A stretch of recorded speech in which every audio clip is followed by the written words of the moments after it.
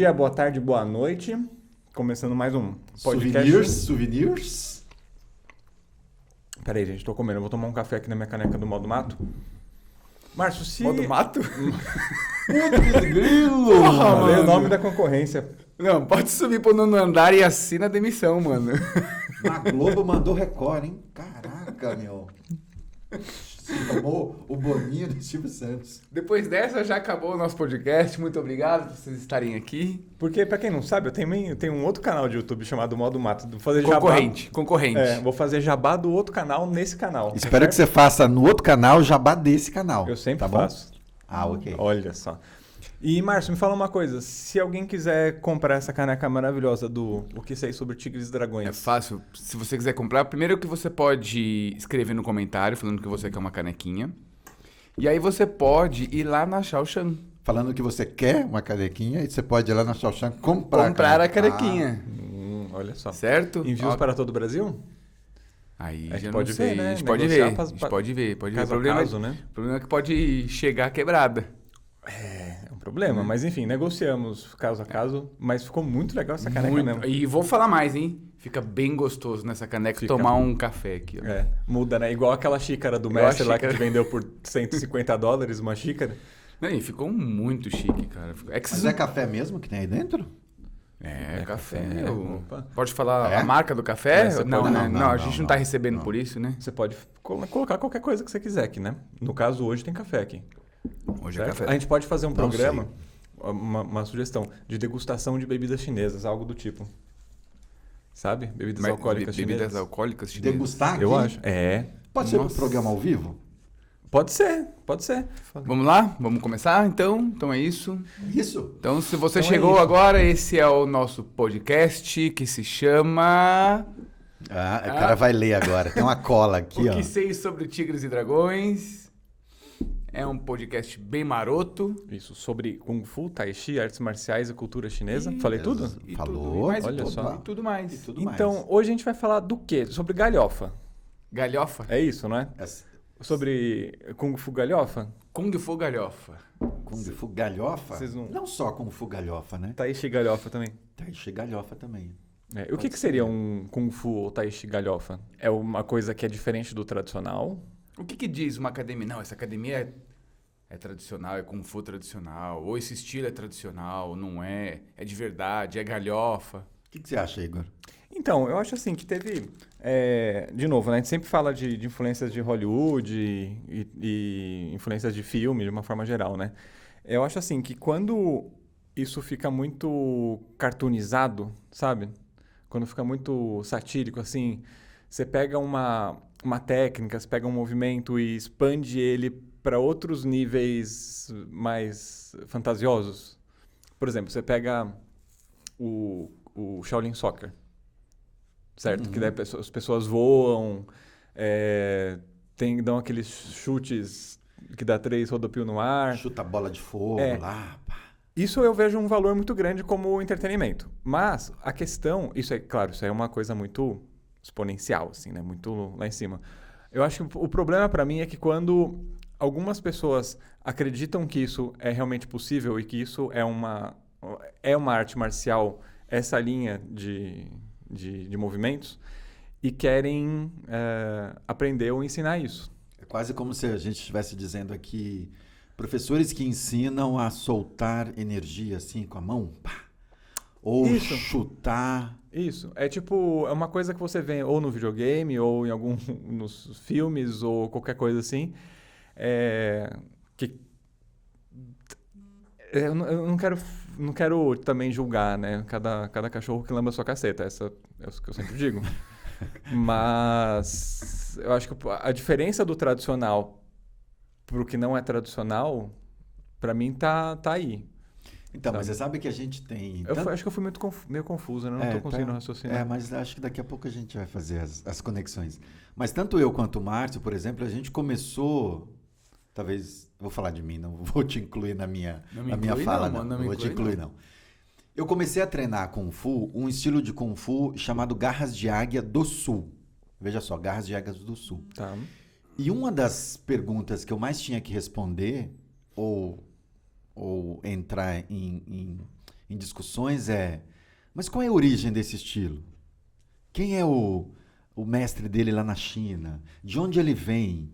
Então, são perguntas que aproximam a gente dessa dimensão ou dessa definição do que é um Kung Fu tradicional. E até mesmo hoje, quando eu falo do Garras de Águas do Sul, às vezes as pessoas falam, mas não existe, né? Sabe que não existe, né? E aí eu sempre fico pensando assim, cara, foram tantos anos de treino nesse estilo, nesse, digamos assim, sistema. Cara, isso foi tão benéfico para tanta gente que às vezes, talvez, um lado meu romântico me leva a crer que... Agora existe. Cara, tanta gente treinou isso. Por que não existe se eu estou fazendo, né? A coisa era tão palpável ali, por que eu tenho que dizer que não existe? Não, mas eu acho que o existir ou não existir não tem a ver aquilo fazer bem ou não para a pessoa. Ser benéfico ou bom para a pessoa. Não, é que tem uma classificação assim, se é tradicional, é bom. É bom. Se não é tradicional, mas eu nem tô se não tem lastro, se não tem, digamos assim, eu não tô nem nesse julgamento. Tipo, acabou, não existe. Eu não tô nem nesse julgamento. Se eu fizesse alguma coisa que eu visse que era galhofa e me fizesse bem, eu me divertiria, eu faria sem problema. Então, e inclusive o Tai Chi também, que eu comecei treinando, que é uma variação do estilo Yang tradicional, por ser uma variação e por não ter essa... O legal é ser uma variação do estilo Yang. É uma variação, mas uma variação que veio de quem?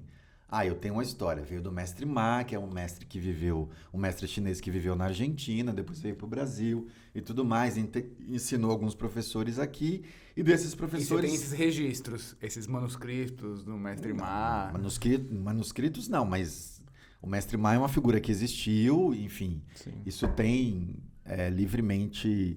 divulgado na internet. Ô Gil, mas você pega o Tai Chi mesmo, que não é uma galhofa, né? Não é uma brincadeira, mas aqui no Brasil a gente já falou também que é muito estigmatizado isso tipo de uma terapia para terceira idade, sabe? Então acho que vão criando essas vertentes assim que acaba se perdendo um pouco. E aí quando você chega para alguém e fala, putz, eu sou professor de Tai Chi, para alguém que nunca fez, por exemplo, eu tenho quase certeza que a pessoa vai visualizar assim senhoras no parque fazendo... Não, eu também. Coisas devagar. Também. Não, mas aí você precisa... Então, mas isso faz bem para elas, independente se é tradicional ou não. Independente. É uma atividade que elas estão fazendo. Eles, né? Tô falando mais no imaginário popular, assim. Mas aí quando você começa a explicar o estilo que você faz, todo o rolê, aí muda. Não, e sobretudo quando a pessoa faz, né? Quando ela pratica. Exatamente. Aí muda completamente. Aí as perguntas que eu tenho que responder no caso do estilo Shen, quando a pessoa tem uma primeira experiência e pratica nossa, mas isso é Tai Chi? Mas Tai Chi é uma arte marcial? Mas Tai Chi é uma arte marcial? Mas por que é tão intenso isso, tão intenso aquilo? As perguntas vão para um outro lugar. Que eu acho que é fruto também da nossa sociedade e do nosso jeito ocidental de pensar, né? Sim. Sem questionar, perguntar e tudo mais. Mas e para você, a tua relação com Kung Fu tradicional, não tradicional, existe, não existe? Vamos colocar um negócio antes? É que assim, a gente fala de Kung Fu tradicional, tá escrito inclusive aqui, né? Kung Fu tradicional, certo? Nessa blusinha da Pon Like que você pode adquirir na Shaoxing também. É muito jabá esse programa. Mas pode adquirir se não for aluno? Pode, claro. Caramba, pô. Se quiser, eu vendo até essa blusa aí do Peru aí. Do Peru também tá lá na... Essa aqui não. Bom, existe o Kung Fu tradicional e o Kung Fu moderno, certo? Existem os Kung Fus que não existem, então? É isso? Como assim? Nossa. Existe o Kung Fu tradicional, moderno e aqueles que não existem? É uma boa pergunta, mas o que eu quero dizer é o seguinte, que existe essa classificação, não tem? Sim. Como que é definida essa classificação? O que é, desse ponto de vista do tradicional e moderno? E como que eles foram criados? Isso aí tem a ver com a Revolução Cultural, né? Sim, tem a ver com a Revolução. E tem o Tai Chi também, moderno e tradicional. Tá, o que difere? Como que foi criado, pacote. Vocês sabem? Eu já estudei um pouco sobre esse tema, né? Inclusive você praticou moderno. Já pratiquei um pouco moderno, tudo. Basicamente, de uma forma muito resumida, assim, na Revolução Cultural, a China continental pegou aquelas técnicas que os caras usavam para se defender, né? E falou assim, bom, a gente precisa dar um jeito nesses mestres, nessas pessoas e dar um jeito de acabar com essas técnicas aí. Teve uma negação do que era tradicional, como uma coisa não boa. Se essas pessoas sabem lutar, eles podem se rebelar contra nós. E aí, a partir daí, começaram a proibir o ensino e muitos mestres fugiram e tal. E aí, bom, então vamos pegar então algumas técnicas, vamos tirar a parte marcial, da porrada mesmo, né, daquele conteúdo que você pode matar alguém na porrada, e vamos deixar aquilo mais esportivo, fazer com que as pessoas... Mais competitivo. Mais competitivo, né? Onde as pessoas podem melhorar sua capacidade física de uma maneira onde um pode ser melhor do que o outro, como uma ginástica olímpica semelhante. Entendi. Né? Isso seria o Kung Fu moderno. Isso, exatamente. Essa negação aconteceu também por conta de mais dessa parte marcial ou também de alguma coisa do tipo, vamos mudar o pensamento? Do tipo, agora... É um partido comunista que está lá no governo, não é mais um reinado ou eu não sei exatamente qual que era a estrutura de organização da China antes, né? Ou teve alguma coisa assim, do tipo, esse estilo de Kung Fu, essa prática de Kung Fu tá muito atrelado a essa visão da China antiga. Agora a gente é uma China nova e não queremos mais... Tinha isso, Igor. Tinha, pelos os textos históricos... Quando a Revolução ganha mais força, uma das ideias centrais da Revolução era negar tudo aquilo que era tradicional. Uhum. Porque tinha uma coisa também nesse aspecto tradicional que é essa coisa meio da família. Sim. Então, quando a gente fala de artes tradicionais, a gente, sobretudo nesse período, a gente está falando de artes que tinham a transmissão ali de gerações para gerações, ou seja, conservando os clãs familiares. Quando vem a Revolução vem com essa ideia meio boba, enfim, e absurda de negar tudo aquilo que era tradicional e projetar a China para o novo. O novo e o moderno é o que é mais interessante. Até a língua a nova China mudou. A exatamente. escrita mudou. Sim. Né? Exatamente. Foi nessa época também que foi criado o Pinyin, não foi? Isso, exatamente. Daí vem uma série de revoluções. Depois, no meio do caminho ali, quase no meio do caminho não, mas quase no final da Revolução, eles se dão conta que foi uma bobagem isso, e tem relatos que falam que, opa, pera lá, vamos tentar voltar. Queimaram livros, queimaram pergaminhos, mataram mestres tiveram que fugir. Que teve um período que muitos mestres tradicionais, né, eles fugiram da China. Alguns morreram e muitos fugiram. Mas, com esse resgate da China, opa, peraí. Então, tem sim Kung Fu tradicional na China hoje. Muita gente fala, não tem mais na China. Não, tem sim. É que teve um período que eles ficaram mais reclusos, fugiram, e muitos foram Hong Kong, Estados Unidos. Vieram pra cá, Taiwan. Entendeu? Hong Kong. Isso. E aí, mas depois eles voltaram pra China. Isso foi em que década, mais ou menos? 70, mais ou menos? 60, 70? Isso, não, acho que um pouquinho antes, né? Deve ter sido isso daí em 50, 60, né? Tá. Mais ou menos. Quer dizer, os mestres debandada, fugindo, né? Uhum. Então, quando você tem esse Kung Fu, que você tira essa parte mais marcial, de contato em si, da luta em si, e você vira algo mais demonstrativo, foi quando começou a pegarem algumas técnicas mais antigas, né? E começaram a incluir elementos de acrobacia para deixar aquilo mais bonito, mais vistoso. E padronizado também, né? Isso, algo mais competitivo, né? Algo mais competitivo, algo de performance esportiva, né? Para virar realmente um esporte. Entendi. Né? E aí a padronização acho que entra muito também de como que você vai dar nota para um movimento ou para outro, né? Sim. É bem próximo de uma ginástica olímpica, né? É bem próximo. Não, então... E a padronização tem uma outra intenção, que é você conseguir escalar, você conseguir ensinar isso, sabe, de maneira...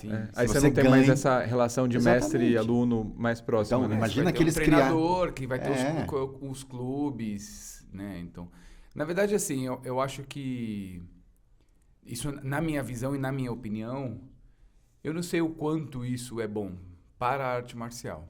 Porque, por exemplo, vou falar no meu caso, Se você tem um judô, por exemplo, olímpico, né?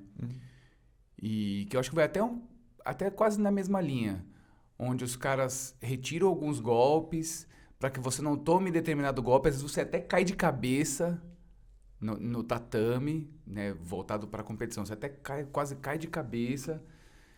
E, putz, marcialmente falando, se você cai de cabeça aqui no chão, você não aguenta lutar, né? Então vira uma coisa que você retirou alguns elementos, você cria outros elementos para que aquilo fique mais competitivo e que aí você começa a segregar o esporte. Porque quando vira algo de alto rendimento, não é todo mundo que consegue praticar, certo? Por exemplo, se você pega o judô, eu desconheço hoje grandes academias de judô tradicionais. Eu lembro que antigamente até tinha na Brigadeiro, tinha Ono, né? Aqui na Pompeia tem o Uchi, né? Então, mas tem. Isso, mas são poucos lugares. Onde tem mais judô hoje são nos clubes, né? Escolinhas, escola mesmo, né? De regular. Mas uma academia de Kung Fu, então de judô você acaba não tendo, porque você começa a segregar o esporte, é algo muito competitivo, né? E a mesma coisa cai no Wushu moderno, né? É difícil você encontrar uma escola de Wushu moderno. Por quê? Porque é um esporte de alto rendimento, né? E exige muito. E tudo que é de alto rendimento, você tem que ter uma dedicação muito grande. E a idade também das pessoas, daquele praticante, também chega uma hora que não permite mais. Sim, tem que começar muito novo, Você né? começa muito novo. Então, na minha visão, isso você segrega muito o esporte, né? Então, as pessoas que chegarem para mim, nossa, vai ser bom o Kung Fu entrar nas Olimpíadas, né? Eu acho que sim, de certa forma vai dar uma divulgada, mas eu não vou ensinar aquele Kung Fu das Olimpíadas. Eu acho que se chegar a entrar nas Olimpíadas, eu acho que eu fico imaginando que talvez, inclusive, bote projeção e luz, inclusive no tradicional. Mas, e só para a gente finalizar essa coisa do moderno e do tradicional, porque, na verdade, o fato de ser moderno não significa que é o palhofas. Palhofas que você falou? Galhofas. Que é o galhofas. Né? Não, eu não estava nem me referindo. Que são coisas bem diferentes. Né? Quando eu falo galhofa, me vem à cabeça a imagem de você na parede tentando ficar invisível, sabe? Isso é o galhofa. É isso que eu quero dizer. O moderno não é galhofa. Não, moderno. Moderno, inclusive, hoje já tem até um moderno contemporâneo. Moderno inclusive tem faculdades que ensinam. A China tem uma faculdade de esportes em Pequim que ensina o teu sobrinho está fazendo lá, não é? É o moderno que ele está fazendo? Não, na verdade ele está fazendo educação física, mas com habilitação para treinador de futebol. Não é pro O cara foi para a China fazer... Exatamente. Okay. Então, assim, acho que o fato de ser moderno não significa ele ser galhofa ou não. Né? Acho que são só conceitos diferentes, vertentes diferentes e como você encara a arte de uma maneira diferente. Né? Então, o show moderno ele é voltado realmente para o esporte, né? Alto rendimento... Você sabe se desculpa te interromper, mas você sabe se no moderno tem também a filosofia por trás, assim? É ensinado isso? Olha, eu desconheço porque nunca dei aula de moderno, não tenho muito contato com professores de moderno, mas eu acho que é menos cultura, vamos falar assim. Referente à parte cultural, acho que é menos. É mais físico. É uma coisa mais treinador. Sabe, do mesmo jeito que você entra num clube para treinar voleibol, você entra num clube para treinar o moderno. Vai praticar, você tem um treinador, né? Mas isso também eu desconheço. Sim. Isso na China é bem grande. Bem grande. Tem várias escolas grandes de moderno, universidade. E se fala muito mais do moderno do que do tradicional. Depende da região. Depende da região da China. Nas grandes cidades, sim, fala mais moderno. Porque o que eu vejo, assim, pelo menos de informação que quando eu falo que eu faço Kung Fu, são duas coisas. Ou as pessoas visualizam tipo um filme do Bruce Lee, ou essas memórias mais recentes, tipo de competição, da pessoa dando pirueta no ar, sabe? Tem esses dois pontos. E talvez a gente precisa trabalhar, a gente como praticantes de Kung Fu, né? Precisa trabalhar um pouco melhor a imagem do Kung Fu tradicional. Sabe? Fica aí a reflexão. Mas trabalhar em que sentido? De deixar mais... de disseminar, de deixar mais conhecido o que tirar é o daqui do Bruce Lee, daqui do... Mas eu acho porque daí tem um negócio no meio aí, que é o tradicional, entendeu? Mas eu acho que o Kung Fu é muito mais visto o Kung Fu Bruce Lee do que o... Não, a gente... Porque, inclusive, até quando o Gil, no início desse programa, quando o Gil me perguntou, mas e qual que é a sua visão sobre o Kung Fu galhofa, né? Eu acho que uma parte do Bruce Lee, ele criou. Né? Uma parte do que ele treinou, mas não sei em qual momento da vida dele, mas ele criou o Jeet Kune Do. Sim. Né? E aí vem isso, mas peraí, então quer dizer que se você cria o seu Kung Fu, você é o picaretão? Então a gente vai dizer que o Bruce Lee é o picareta? Não necessariamente. Então, mas eu acho que quando a gente fala sobre o Kung Fu galhofa, ele remete isso. Mas qual a diferença do Bruce Lee ter criado um Kung Fu... E você criar um Kung Fu? E eu criar. Eu, Nenhuma. brasileiro... Nenhuma. Pretinho... Nenhuma. Ter criado o meu estilo... Nenhuma diferença. Leopardo. Nenhuma diferença. Os dois criaram. Não, mas eu vou sofrer, porque eu vou ser chamado de picareta. O Bruce Lee não. As garras de capivara de Alagoas. Garras de capivara. O Bruce Lee não vai ser chamado de picareta. Mesmo porque você não tem olho puxado. Quem tem olho puxado é diferente. Exatamente. Certo? Já passa uma credibilidade lá. Com certeza. Carteirada. Por isso que eu falei... Eu treinei dois... Vamos grudar uma etiqueta aqui assim, você pra puxar o olho? Então, eu treinei 2 estilos, tanto de Kung Fu quanto de Tai Chi, que não tem uma conexão direta na China, assim. Eu sei que foram criados por... Enfim, em algum momento vai chegar na China. Sim. Mas eu não tenho essa... mas aí você cria a história, em algum momento vai chegar, meu. Uai, como é que você vai criar o... Mas é igual você falar, eu criei agora o garro de capivara. Aí você vai falar, o garro de capivara... Mas me inspirei nos filmes clássicos de Kung Fu. Sim, veio do mestre do modo mato. Pô, eu tô dando risada. Uai, mas não vale? Eu tô dando risada, porque se fosse só pelo olho fechado, eu podia ser qualquer treinador de Kung Fu depois das 8 da noite todo dia. Fica pequenininho. Não, mas eu acho, na minha visão também, eu acho que uma das coisas que faz o estilo ser tradicional não é o cara criar ou não criar. Porque tudo foi criado, caramba. Não, eu não tô afirmando que é somente a criação que dá o título de tradicional. Todos os mestres ancestrais, todos eles foram cientistas. Certo? Da técnica. Eu vou inventar esse movimento, eu vou olhar o animalzinho, eu vou sair na mão com ele ali. Cientista de testar a técnica, ver se funciona ou não. Tá. Então, todo mundo criou. Ou não? Certo, sim. Certo? Não brotou da cabeça, agora eu sou o mestre da capivara. Entendeu? Eu vou abrir essa escola, Garras de Capivara. Garras de Capivara. Mas concordo. Aí, agora, na minha visão, o que faz ser tradicional, eu acho que é outras questões. Sim. Entendeu? Quais?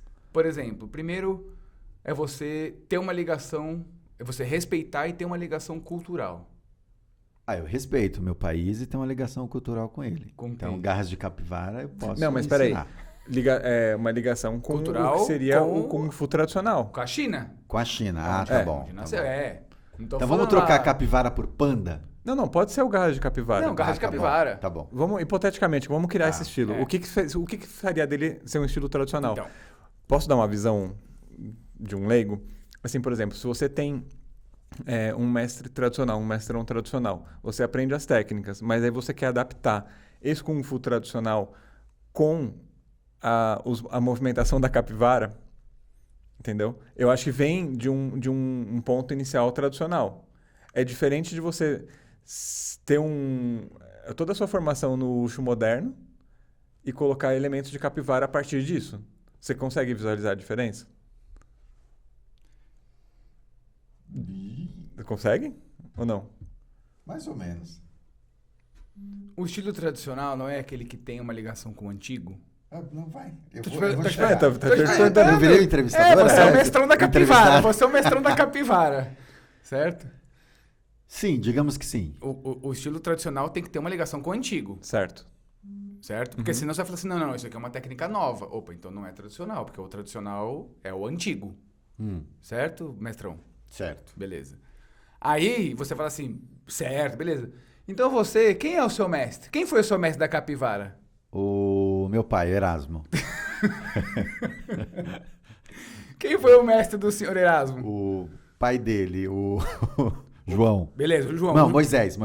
O Moisés também ensinava a capivara. Também. Garras de capivara. Isso. Quem foi o mestre do Moisés? Foi o Índio Tibiriçá. Ele também ensinava capivara. Também. Beleza. E antes do índio Tibiriçá? Sei lá, Tupã, não sei. O deus Tupã. Então, beleza, o deus Tupã. Mas cadê a ligação aqui com a China? Não tem. Porque a China é onde nasceu... Sim. A minha visão é diferente. Não, eu só tô fazendo uma linha. Sim. Então, beleza. Então chegou uma hora que ele não entende mais. Ele não conhece mais pra trás daquilo. Uhum. Por isso que quando a gente falou em um dos episódios aqui sobre linhagem e a importância de você conhecer a nossa história, lembra de um papo que a gente teve aqui? Isso é fundamental. Acho que esse é um ponto importante para essa classificação de tradicional. Sim. Se você consegue olhar para trás, por exemplo, Shen Tai-Chi, 21ª geração, Gil. Meu Shifu, 20ª geração, o pai dele, 19ª, e tem registros das gerações anteriores. Então, isso dá um elemento para sustentar esse Tai Chi que eu ensino como um Tai Chi tradicional. Sim, concordo. Então, acho que esse é um fator, na linha do que o Márcio trouxe nesse arcabouço cultural. Mas você faz total sentido, porque se você for pensar se qualquer vertente deixa de ser o tradicional, então você tem o Wanlan e tudo para baixo dele é moderno. Entendeu? Depois dele, sim. Mas você não vai falar que o nosso mestre lá, o seu Shifu, ele não é tradicional. Sim. Entendeu? Sim. Então, eu acho que tem a ver isso, o que você traz do tradicional. Se você pega algum elemento ou outro só e cria uma linhagem nova que é totalmente desconexa, aí eu entendo isso como mais moderno. Entende?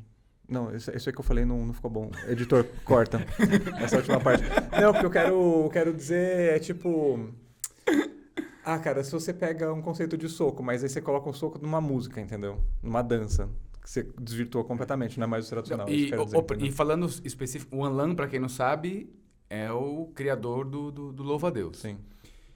E aí você pega, falando especificamente do estilo louva-a-Deus, que é aquilo não do inseto, tá? Criador do estilo louva-a-Deus. Quem foi o criador do inseto? Sistema. É o Tupã. Caramba, falamos junto.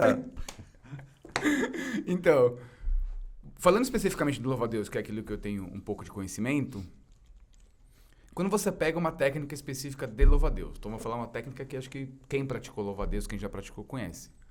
Pampu Train, ou Pampu Kill. Não conheço. Tô brincando. Você ainda não chegou nesse nível. Tá. Tem que treinar, hein, meu? Pois é. Então, ou só Pampu. Só Pampu. Pega o Pampu. O Pampu, ele é Pampu desde sempre. Não vai mudar. Agora, se você olhar em outras... Dependendo da escola, tem umas nuances. Isso. Aí vamos supor que o Pampu, ele sai isso aqui, puxa aqui e vai avançar aqui. Beleza. Então, o primeiro movimento é isso aqui. E isso está escrito lá no manuscrito antigo. Certo? Defende só com a mão direita. Beleza. Aí eu encontro aqui o mestre da Capivara. Da Capivara. Eu também ensino louva-a-Deus. Ele fala. Eu falei, que legal. Que forma você ensina ali? Eu ensino o Pampu.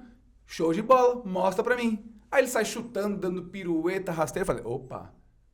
Esse não é o tradicional. Porque o tradicional é aquele antigo, que veio lá da linhagem X do mestre tal, que passou pra esse, e é tudo igual. Entendeu? Então, assim, o caminho é o mesmo, o golpe é o mesmo. O jeito de se movimentar vai mudar, porque não tem como você se movimentar diferente de hoje do que lá atrás, certo? Mas a linha é a mesma. Nesse caso, você não consideraria... Eu não considero o dele tradicional. E se ele pegar a mesma sequência, só que a movimentação ser de uma capivara? Em vez de ser só aquele... Não, das nuances ali, dos detalhezinhos, entendeu? Por exemplo, no louva-a-Deus você tem muita movimentação que é mais solta. Sim. Certo? Você pega a movimentação de uma capivara, que é um pouco mais lenta e direta, vamos colocar assim. A gente vai criar esse estilo, é isso? Você entende onde eu quero chegar? Tipo, a base é a mesma. Assim como você tem, não sei se no caso do Pampu, se é específico de louva-a-Deus, mas você tem algumas técnicas que são comuns em vários estilos, ou não? Linhagens de louva-a-Deus. Não, de estilos? De estilos. Não tem. Não tem, são porque estruturas são estruturas diferentes. Não existe uma mesma técnica de louva-a-Deus que está no mesmo técnica de rungar de mão. Tá. É outra são pegada, estruturas diferentes. Outra coisa. Nossa, a gente tá viajando aqui, é né, outra cara? coisa. Então, aquela câmera parou ali, ó. Não, só ia falar o seguinte, a gente está discutindo aqui, mas acho que é legal pontuar que quando a gente classifica, tentando classificar aqui o tradicional, a gente não está excluindo a possibilidade de evolução ao longo do tempo das técnicas. Não, Porque em nenhum momento. Está escrito no manuscrito como a técnica tem que ser feita, porém, a partir da evolução natural da sociedade, o jeito de executar, que foi o que você perguntou, ele vai sofrendo ali pequenos ajustes, de acordo com o seu corpo, de acordo, inclusive, com o entendimento do mestre da época da aplicação daquele movimento. Mas a estrutura é a mesma. A estrutura é a mesma. Vai ter um jeitinho ali de fazer que vai ser o jeitinho da época, digamos assim. Sim. Então, mas isso... Do momento ali. Sim. Então, mas é isso o que eu tô falando. Mas a base se mantém. De novo, falando dentro do estilo louva-a-Deus, vou falar o nome de algumas formas aqui. Meihua Chuan, Meihua Lu, Meihua Shou, Pampu, Toakan, Shibasou. Cara, você bateu o olho, você reconhece. Ah, mas o seu tá lá na Malásia treinando com o mestre X da linhagem X. Beleza. Eu bato o olho, eu sei qual que é. Ah, mas o meu tá aqui no Brasil. Eu bato o olho, eu sei qual que é. Uhum. Porque a estrutura é a mesma, o caminho é o mesmo. Os jeitos diferentes, vai mudar, tal. E isso em todo estilo. O mesmo no Tai Chi. Quando você olha estilo Yang, estilo Shen, a hora que você olha um e outro, você pega... Você fala, isso é Yang, isso é Shen. Você pega a Lao Jia e Lu. Vai ter um mestre fazendo de jeito, esse fazendo de outro. Mas a estrutura, o caminho é o mesmo. É a mesma. Os princípios, assim, tudo, entendeu? Tudo converge. Isso aqui. Né? Só que aí você imagina quando eu pego Meihua Chuan, Meihua Lu, Zayao, que são as formas de louva-a-Deus. O cara começa de uma outra pegada, de um movimento que não tem nada a ver, não tem nada que tem naqueles movimentos do só manuscrito. O nome só o nome é igual. É igual. Eu vou falar, olha, desculpa, esse capivara que você está ensinando aí, tá meio estranho. Isso não é o tradicional. Porque se todo mundo ensina desse jeito, é o que está escrito aqui. Meu, tem manuscritos de 1930, 1920, fazendo a técnica até hoje. Entendeu? Certo. O estilo louva-a-Deus é um estilo relativamente novo, tem 300 e poucos anos, né? Mas são técnicas muito antigas, né? Então, tem lugares que a gente foi em Shandong, lá onde tem um monumento do Anlan, que tem livros que diz que é onde ele criou o Pampu, certo? Que tem os 12 princípios do louva-a-Deus. E aí, o cara te mostra o Pampu completamente diferente, não tem como você falar... Você não consegue ver uma relação, né? Agora, se o cara fala assim, eu inventei um novo Pampu, fechou, tá resolvido, acabou o problema, né? Então, mas eu não considero aquele tradicional. O fato de eu não considerar de ser tradicional... não significa que o cara não pode mudar, inventar, que aquilo é ruim, que é o começo do nosso podcast aqui de hoje. Sim. É bom para o praticante? Sei lá. O cara pode treinar um estilo que foi inventado da capivara e é bom pra caramba pra ele. Faz bem. Na luta, faz bem, o cara se sente bem, ok, fechou. E outra coisa é você ser transparente naquilo, né? Então, por exemplo, outra coisa que eu considero que deixa a escola tradicional e não o estilo... são os princípios que você tem dentro daquela escola. Então, o respeito marcial, as suas virtudes marciais, você conhecer o seu mestre. Já não estou mais falando de estilo, tá? Você saber quem é o seu mestre. Quem vê o mestre do seu mestre. Quem vê o seu mestre. Tem toda uma questão cultural por trás que deixa aquela escola ser mais tradicional. Ok? Ah, mas a minha escola não tem nada disso. A gente só vem aqui e é flexão de braço. Fechou, meu. Tá tudo bem. Cada um faz o seu e tá tudo certo, né? Essa é a minha visão, entendeu? Eu gosto de fazer o tradicional. Eu gosto das coisas mais antigas. Eu gosto de vinil, entendeu? Eu gosto de ter o livro na mão. Cringe. Tem um nome cringe agora, o nome técnico disso. Entendeu? É isso? Vamos encerrar? Não, eu acho que tinha que continuar. Isso aqui vai horas. Não, tá? Mas a gente pode fazer um outro papo sobre isso? Eu acho que pode. Lança esse. Vamos lançar Pede esse. comentários, perguntas. Vocês gostam desses papos mais soltos aqui, mais sem pé nem cabeça? Acho que é legal também. Viajandão, assim? Sem muito foco, essencialmente, né? Sem muita preparação, talvez. A gente tentando encontrar o foco e engatinhando. Mas é legal também. A gente começou no foco. Começou, mas aí foi embora, né? O foco logo rapidinho. Mais ou menos. Tá bom, foi bate-papo. Não, mas acho que é isso. Acho que é legal. Acho que flui. É que aqui não tinha café, por isso que a gente fugiu. Exatamente. Tá todo mundo agora interativo revelaram, agora. Tá vendo? Eu disse que não era café. Quer dizer, não disse. Só questionei, né? Mas é isso. É isso? Fecha aí? Você, Bonito? Fecho. Olha só, se você gostou desse episódio aqui, você põe uma hashtag aí, garras de capivara. Acho que podia mudar o nome, podia ser mandíbula de capivara. Mandíbula de capivara? Porque a capivara é o maior roedor do mundo. Olha, eu acabei de aprender uma nova. Então pode ser mandíbula de capivara. Não, pode ser garra de capivara, mas aí A linhagem? Não, o golpe secreto é a mandíbula. A mandíbula de capivara, eu concordo. Coloque aí, hashtag garra de capivara, então. De novo, canequinhas à venda. Se vocês se interessarem, tem na Chau, ou manda mensagem pra gente por aqui ou no Instagram. O Instagram é @sobre tigres e dragões. Isso. Que sei, né? Não. O Instagram é só sobre tigres e dragões. Nossa, vocês são sabidos. Olha só. A gente se vê na próxima semana, beleza? Valeu. Valeu.